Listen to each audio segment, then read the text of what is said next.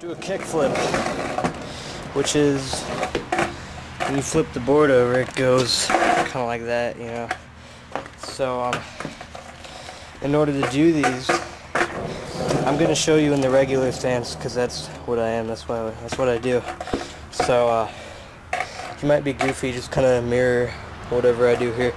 But some people have their foot position like that, or some people even have it like up here, or some people have it like way off. You got to kind of get the general idea of what's going on in the trick.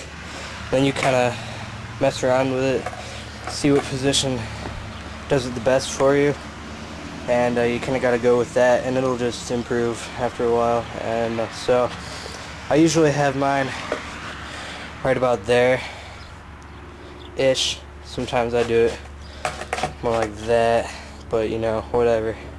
You got to kind of get good at them so you have a natural feel. So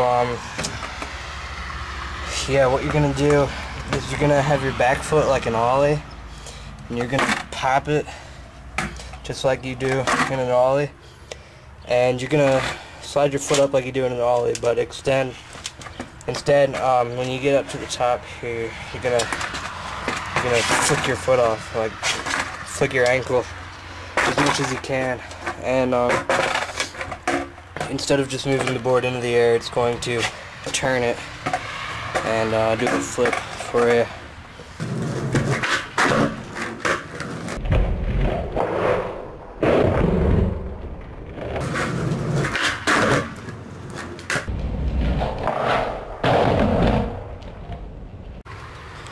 Some problems that people commonly have with kickflips. I had some problems with them myself for a while. One thing is when they flick off, their front foot goes pretty much straight down after they flick, so they kind of like more of a stomping thing. And their back foot can land on the board and stuff. This is one of the problems I had, and like, you're doing the flip right and everything, but you just can't land it with your front foot. And the biggest thing that you can do about that is concentrate on actually rolling your foot up, and you know, actually doing a flicking motion, not just stomping.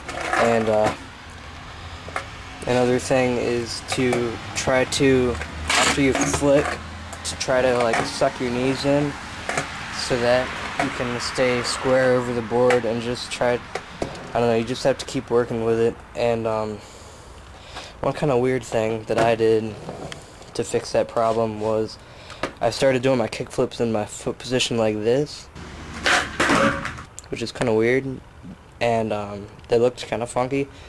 But you know, after a little while, they kind of straightened down, and I usually do them more like this now. So you just gotta work with it for a while and get used to it. And one problem my friend had was he was doing the flip, and then he'd land like this